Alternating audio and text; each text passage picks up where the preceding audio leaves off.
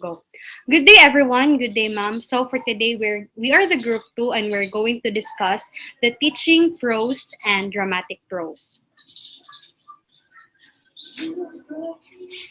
So first, we are going to tackle review on the genres of prose by first defining what is prose. Prose is a form of written or spoken language that typically exhibits a natural flow of speech and grammatical structure. Prose, on the other hand, in literature, it is a literary device referring to writing that is structured in a grammatical way, with words and phrases that build sentences and paragraphs. Works wrote in prose feature language that flows in natural patterns and everyday speech.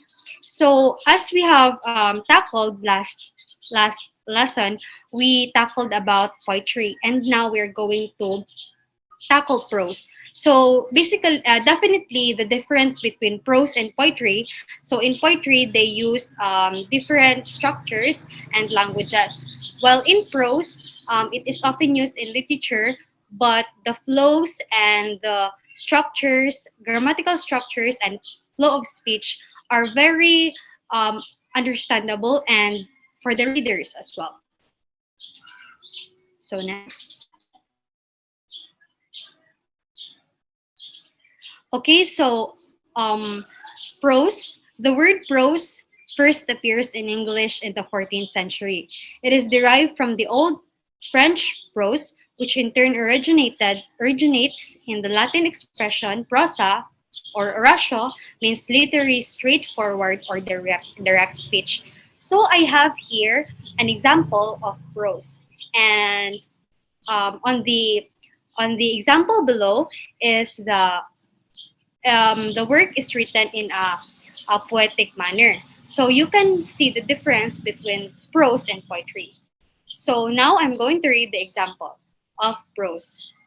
Come back, the caterpillar called after her. I've something important to say. This sounded promising, certainly. Alice turned and came back again. Keep your temper, said the caterpillar. Is that all? Said Alice, swallowing down her anger as well as she could. No, said the caterpillar. Alice thought she might as well wait, as she had nothing else to do, and perhaps, after all, it might tell her something worth hearing. For some minutes it puffed away without speaking, but at last it unfolded its arms, took the hookah out of its mouth again, and said, So you think you're changed, do you? I am afraid I am, sir, said Alice. I can't remember things as I used, and I don't keep the same size for 10 minutes together. Can't remember what things, said the caterpillar. Well, I've tried to say how doth the little busy bee, but it all came different. Alice replied in a very melancholy voice. Repeat, you are old, Father William, said the caterpillar. Alice folded her hands and began. You are old father.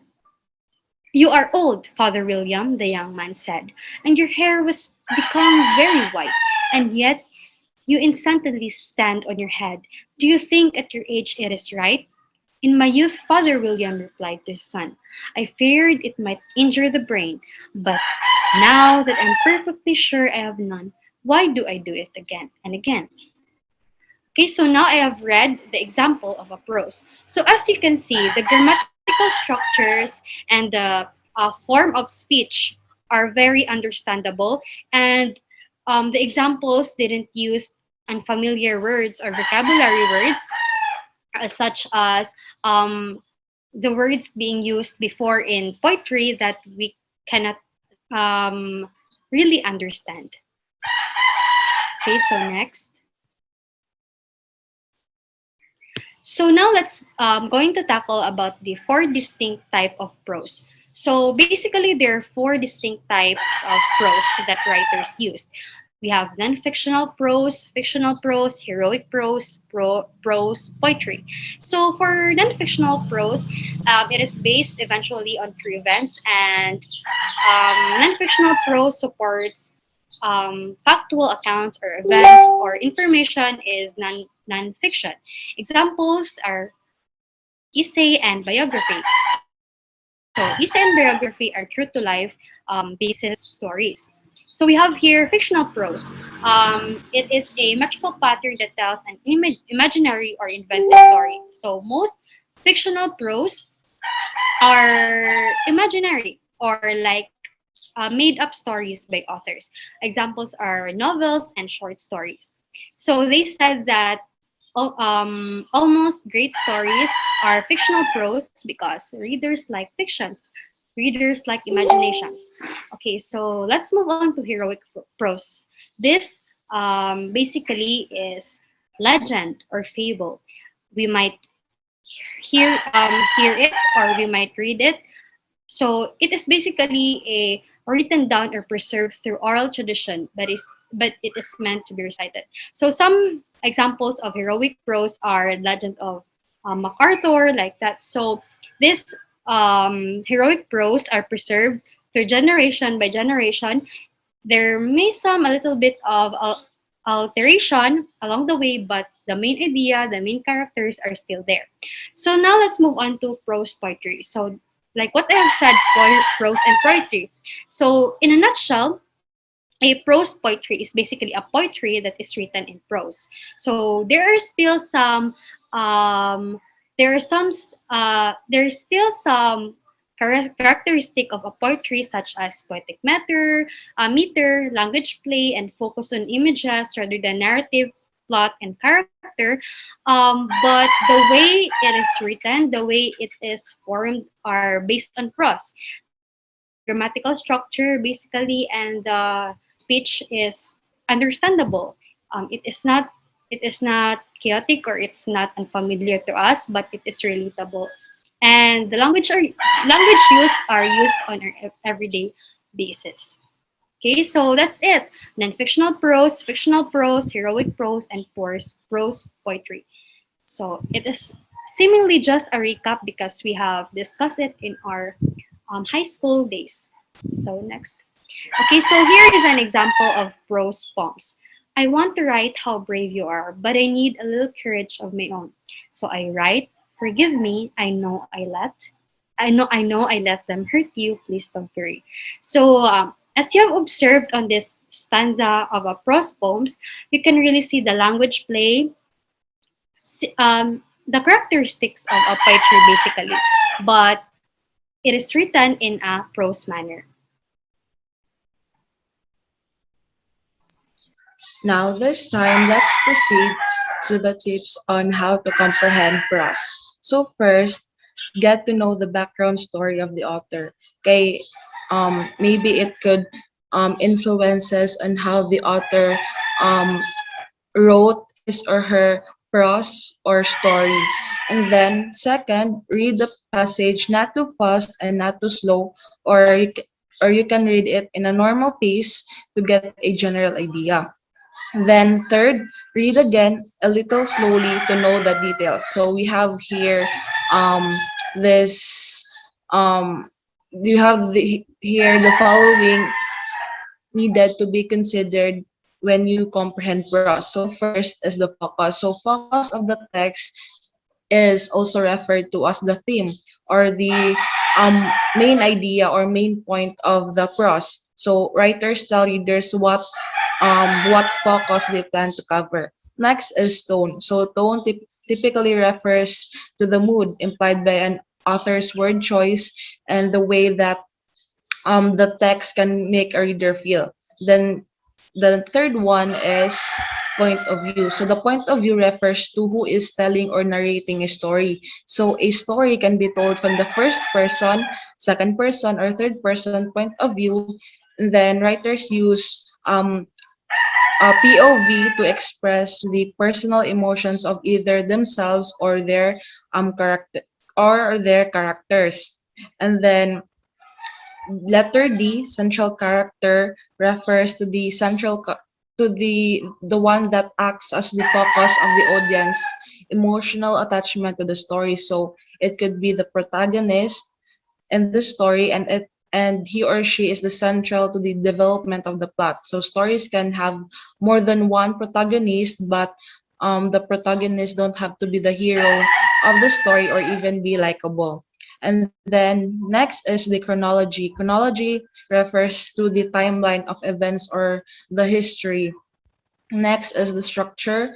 It refers to the storyline or plot line of the prose. So it is the organizational framework of a story, and the structure includes the beginning, the middle, and the end of the story. Next is the beginning or ending. So we can you should also consider the question, is there anything striking about either from the beginning or the ending, or it could be both of this kanang both of this factor, which is the beginning or the ending. Then next is punctuation. Is there anything unusual about punctuation? The sentence length. How about its complexity? So you should also pay attention particularly to the big punctuation marks like the exclamatory point, the question marks, and so on. So while jotting down, while reading, jot down notes about the important details and the gist of the story. So learn the definition and unfamiliar words encountered in the text. So basically, um, when teaching to your students, mostly you give the story as an assignment for them to read at home. Then pagka next meeting, give them oral recitation para mubasa jud sila. So bisag ako as a student, pag ma-oral or quiz ng maestra kay malugsan jud kog basa. So ensure them that there is no wrong or right answers or interpretation kay lahi-lahi man tay experience og pagsabot, which is good kay diverse ideas ang makompile. And then ask them questions like, why did the author entitle the story, for example, Mingay Awok? Then have you been bullied before or witnessed someone, and what are your realizations after that? Or you can ask them, how did you cope with such bullying, and so on and so forth. So the question must allow students to think critically and reflect on themselves. Dili mga questions nga makita ra po dayon ang answer sa text, and their answer should be well explained or na-elaborate jud ang idea sa student. Then encourage students to share their thoughts, to know their ideas pod.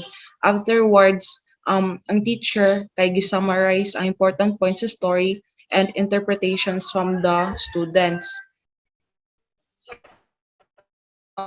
When it comes to ako anang ni college nako na dili angay jud maulaw if wa ka kasabot, seek help from the teacher if maulaw sa imong mga classmates.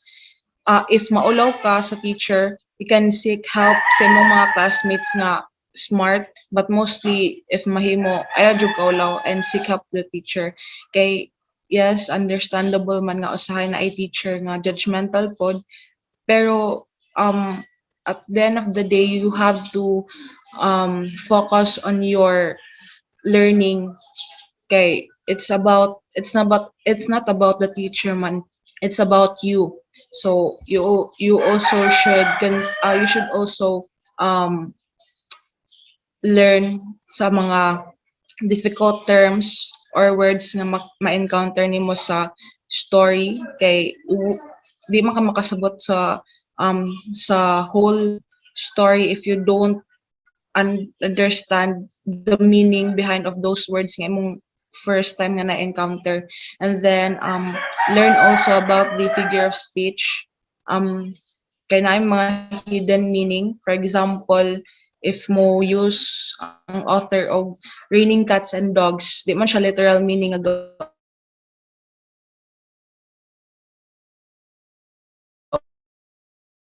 gaulan og erring og simple white ni Snow White. And then pwede ta makaingon nga kay white muna siyang gitawag nga white si Snow White kay maybe she symbolizes purity. So, purity, which means kind, innocent, and so on. Next slide.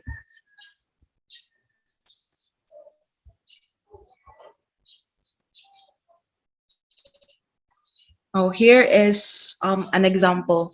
So the author of this text is Glennon Doyle. So I get this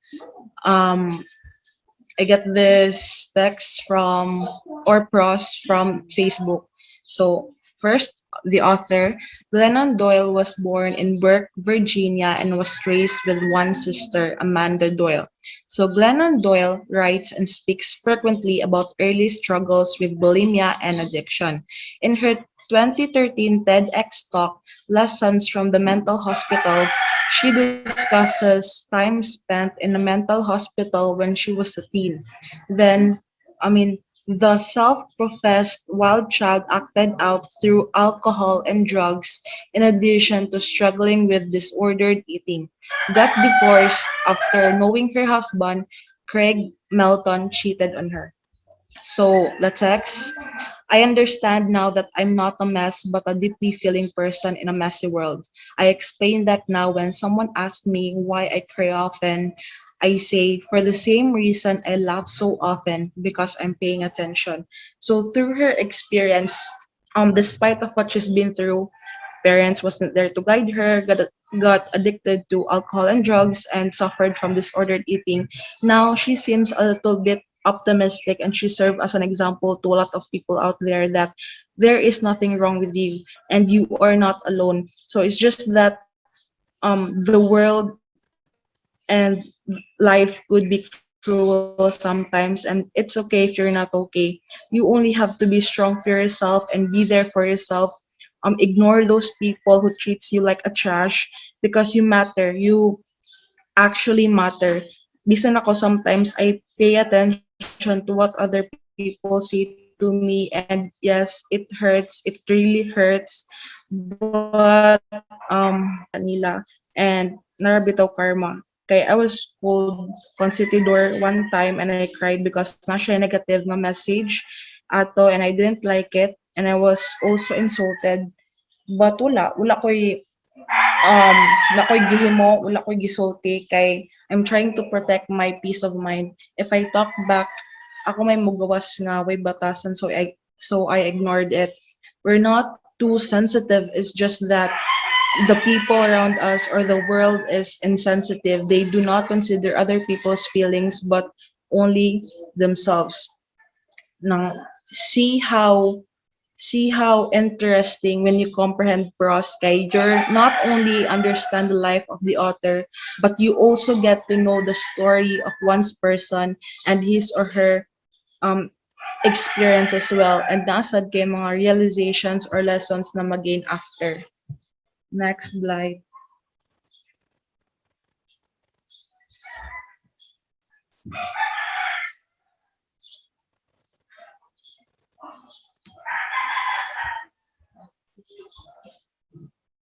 Blythe,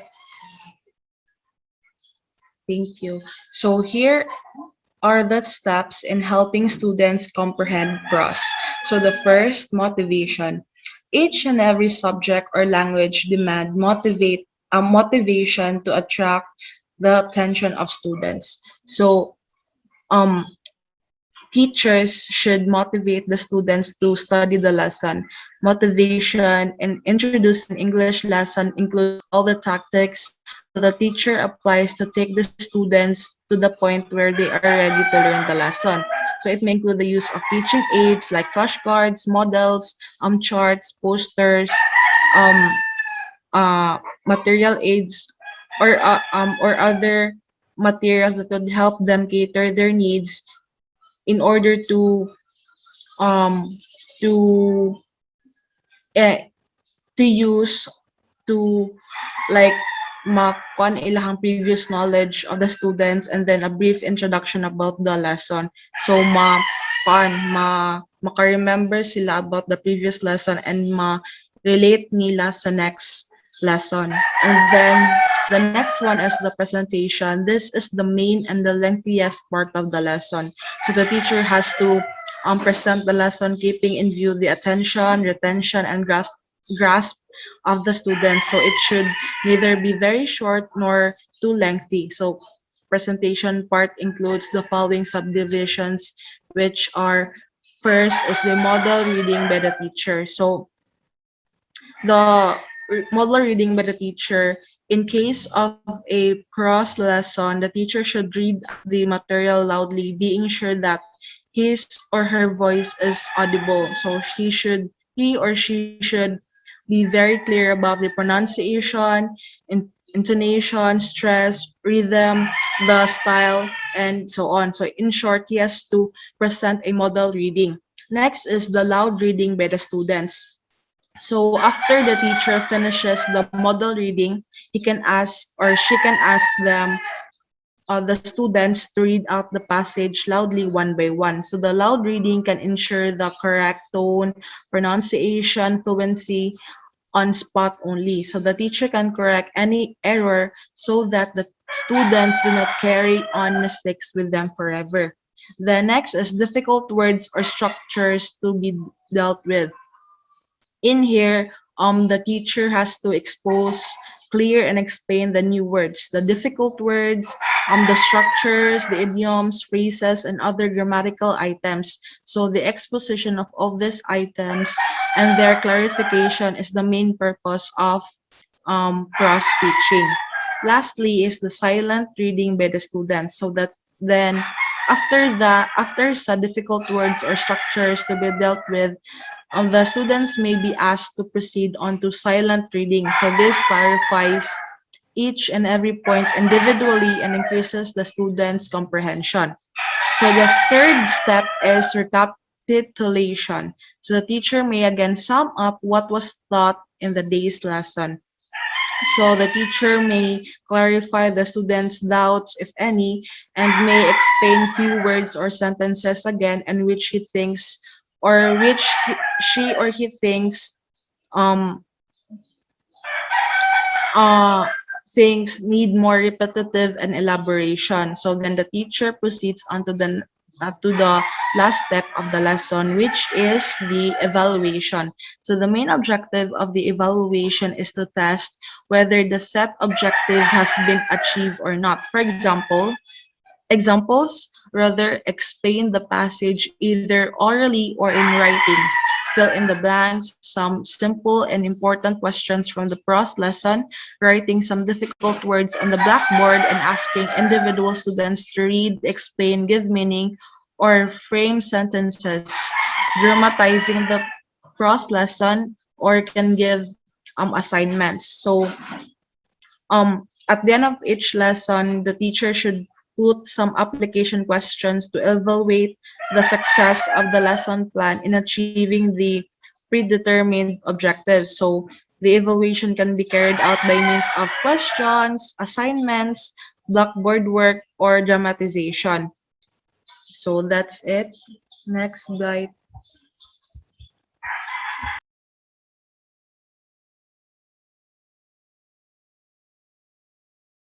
Okay, so now we will proceed with the strategies in teaching prose. Okay, so the first strategy is silent reading. So silent reading is a reading skill which allows one to read without voicing the words. This may involve subvocalization or silent speech is defined as internal speech made within reading a word, thus allowing the reader to imagine the sound of the word as it is read. So this is basically letting the students read silently without speaking or making sound. So sustained silent reading (SSR) is a form that of school-based recreational reading or free voluntary reading where students read silently in a designated time period every day, with the underlying assumption being that students learn to read by reading constantly. So if you can remember when you were in high school or elementary, there are times wherein our teachers will let us go to the library to on a specific time of the day to pick some books and try to read it. Okay, so this is one way of letting the students practice silent reading. So objectives of silent reading is to enable the students to read silently without making any kind of sound but not moving even their lips so that others are not disturbed.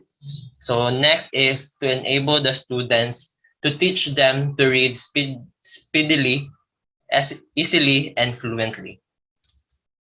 So here are some methods. So start small. So start with small amount of text and work your way to longer passages over time. So this is letting the students read small literary passages so that they'll be able to start, or you'll be able to assess whether the students can read or are having a hard time to reading. A short discussion will let you know if rereading is necessary.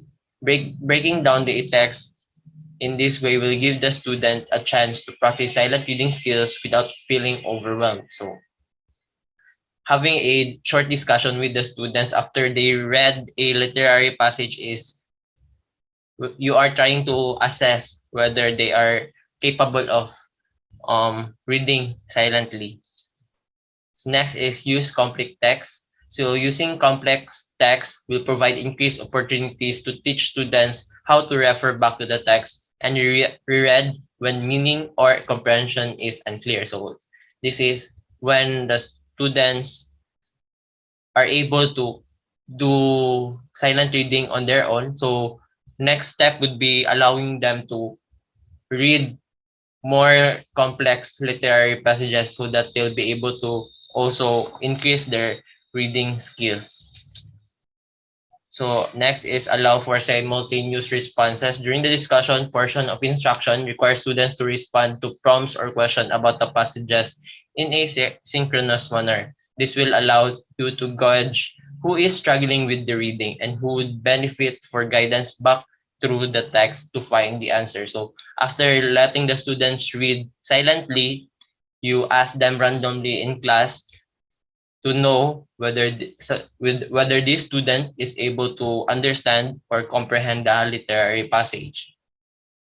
Next strategy is prose performance. So prose interpretation or prose reading is a non-memorized competition event in which competitors choose a published piece of work that is a dramatic or humorous solo that is done in first person.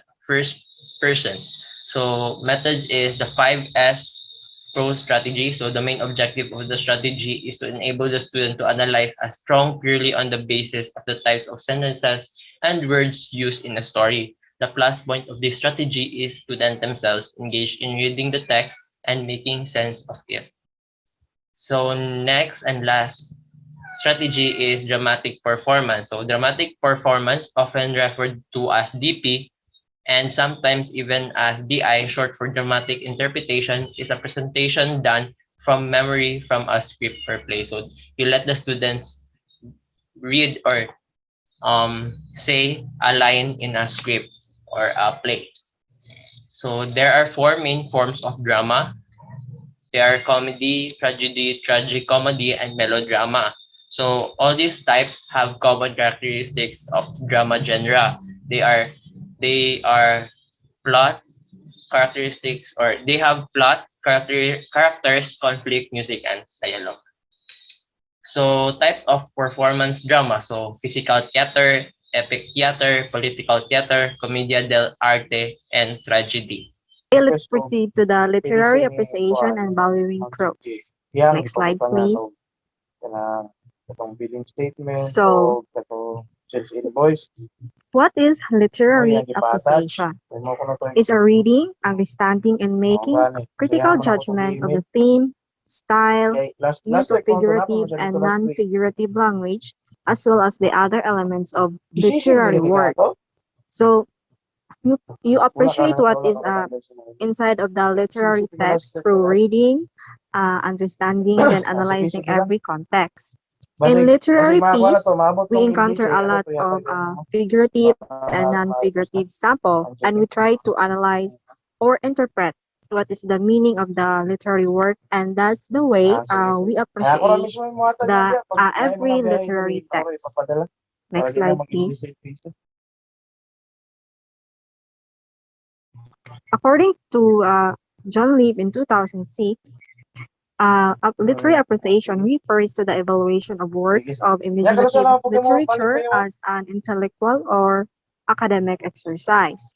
In this process, the interprets on evaluates or classifies a literary work with a view to determine the artistic merits or the demerits of such a work.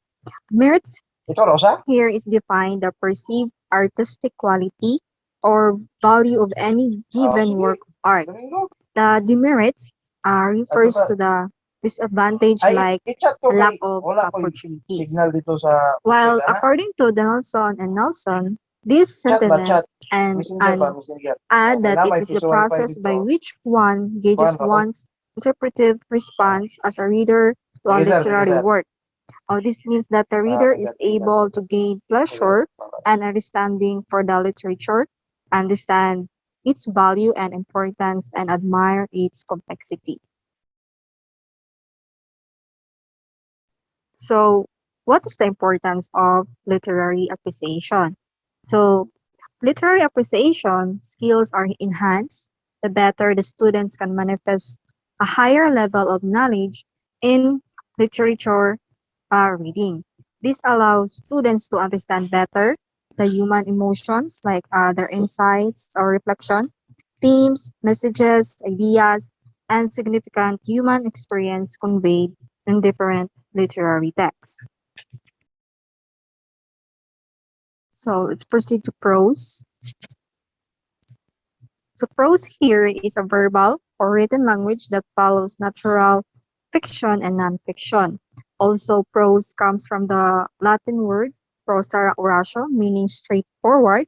So it simply prose simply means that language that follows the natural patterns found in every speech. In writing, prose refers to any written work that follows basic grammatical structure, like Jobel said. For example, it's human conversation, textbooks, lectures, short stories, fairy tales, newspapers, articles, and essays. Now let's proceed to the types of prose. The four common types of prose. We have the non-fictional prose, fictional prose, lyric prose, and the prose poetry. And let's proceed to the importance of prose. So prose is important to literature because it defines the way an author delivers an information. The most common type of prose is storytelling, which helps authors present their thoughts to readers by telling a story with characters, setting, and plot. The lesson design that we are going to use in teaching prose is to have an intensive reading. Teaching prose means teaching reading with comprehension, since learners are already taught the skill of reading. So the next step to that is to teach them reading with comprehension by applying the intensive reading. So in this lesson, students will engage to a reading activity. Students will be asked to read a specific prose given by the teacher through a silent reading. This is to help them more understand and develop their wide imagination. So after giving them time to read, they will be asked to create a reflection paper where they can express their understanding, judgment, and overall interpretation of the prose. So right after the submission, teacher will also give or explain some of the vocabulary words that can be found in the prose to clear the meaning of those difficult words, phrases, and also the idioms. Hence, the lesson will not just be focusing on the reading, but also on the comprehension. My report is about materials and resources in teaching prose. So I have four materials in teaching prose, and all of them is actually understandable since all of us already used it in our demos in earlier years, so up until now. So I'll begin with printed materials. So printed materials includes textbooks, modules, or handouts. So this can help the students in enhancing their reading comprehension as well as their writing skills. And it's actually beneficial since they can you can the learners can use it in anywhere, like just their home or anywhere that they can use it. So next is lesson plan. Lesson plan enables the teacher to link the new knowledge with the previous knowledge acquired by students. So lesson planning ensured a proper connection of new lesson with the previous lesson. Lesson planning ensures a definite assignment for class and availability of adequate materials for the lesson. Next is curriculum guide. So as a student of education and future teacher, we all know that the curriculum guide is the most important document available to us, and without one, it will be difficult to write lesson plans. So using a curriculum guide, teachers or us future teachers will create effective lesson plans that are based on the state's goals and objective. So it means that what is intended that students learn. So the third one is graphic organizers. So why is graphic organizers are included in materials and resources for teaching prose?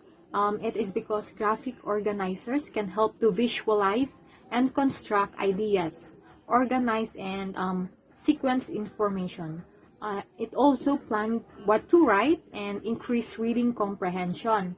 It also increase brainstorming, and it organizes problems and solutions.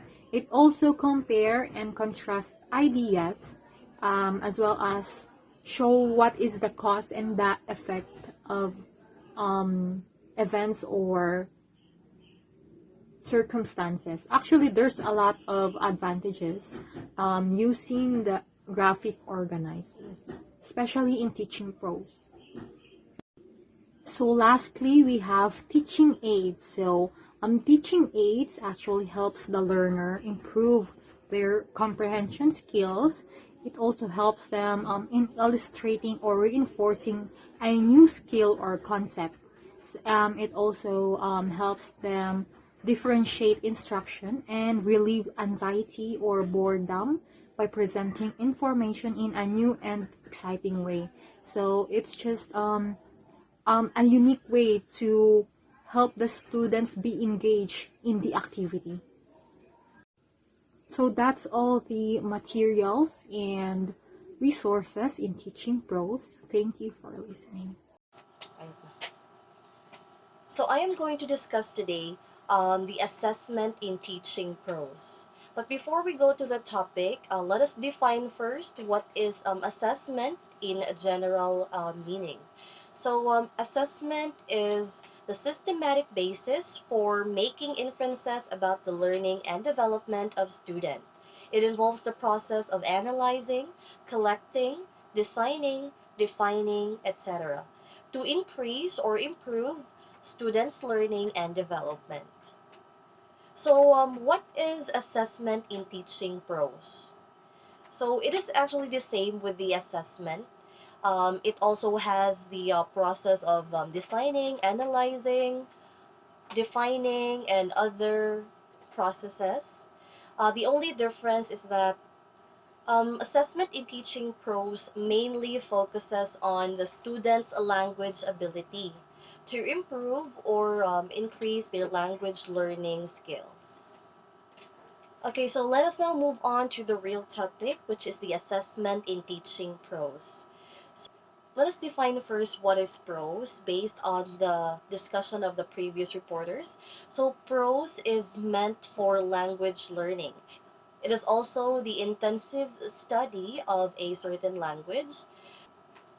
Teaching prose means helps the students or improve the students' understanding on a specific text, enrich their vocabulary, read with fluency, and enhance other language skills.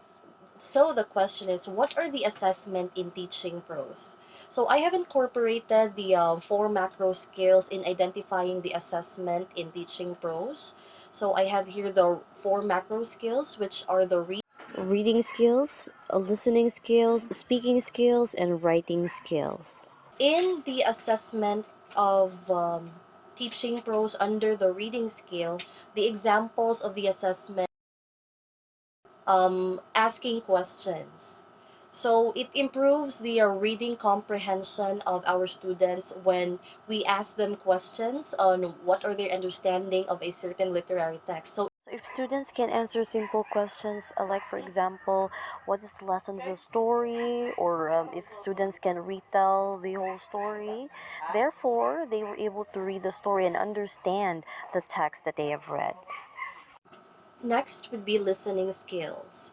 Um, Listening skills is also associated with readings skill and the speaking skills, because if the students would be able to understand the text that they have read, then they would be able to recap or retell the story, and also when they listen to the proper pronunciation of the words that the teacher or the text that they have read or watched or even listened to, then they would be able to speak it properly with proper enunciation, pronunciation, and other forms of language.